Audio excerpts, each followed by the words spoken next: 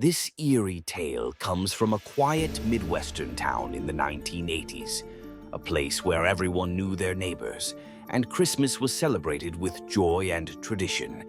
Every year, the community would host a holiday festival, complete with caroling, festive lights, and a visit from Santa Claus himself. That year, a beloved local named Henry offered to don the red suit. Henry was perfect for the role, known for his warm smile, booming laugh, and love of children. The night began like any other Christmas Eve. Families gathered at the town square, the air filled with the sound of carols and laughter. Children lined up eagerly to meet Santa, each receiving a small gift and candy cane from Henry. He played the part flawlessly, his deep ho-ho-oh echoing through the chilly night.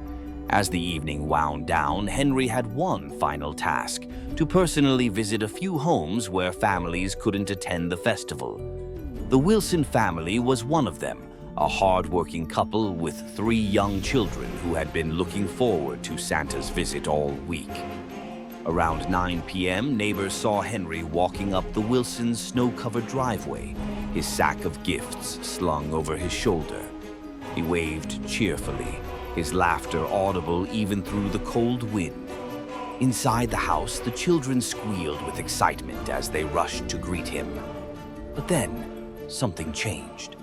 Neighbors outside suddenly heard a scream, sharp and filled with terror. Thinking something had gone wrong, they ran toward the house.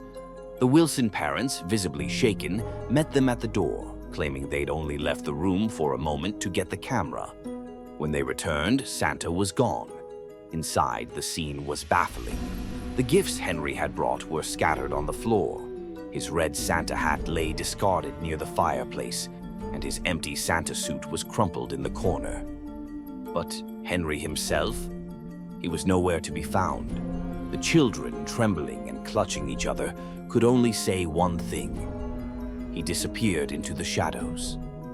Police arrived shortly after, but their investigation yielded no answers. The doors and windows were locked from the inside, and there were no footprints leading away from the house. It was as if Henry had simply vanished into thin air. The story quickly spread through the town, turning from tragedy to legend. Some whispered that Henry had staged his disappearance, overwhelmed by his life and responsibilities. Others believed something far more sinister was at play.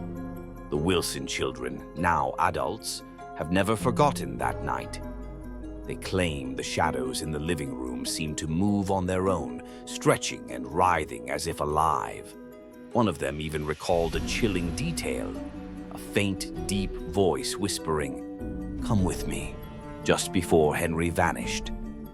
In the years that followed, strange occurrences plagued the Wilson house every Christmas Eve.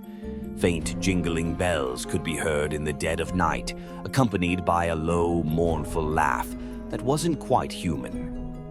The Wilsons eventually moved away, unable to bear the eerie phenomena.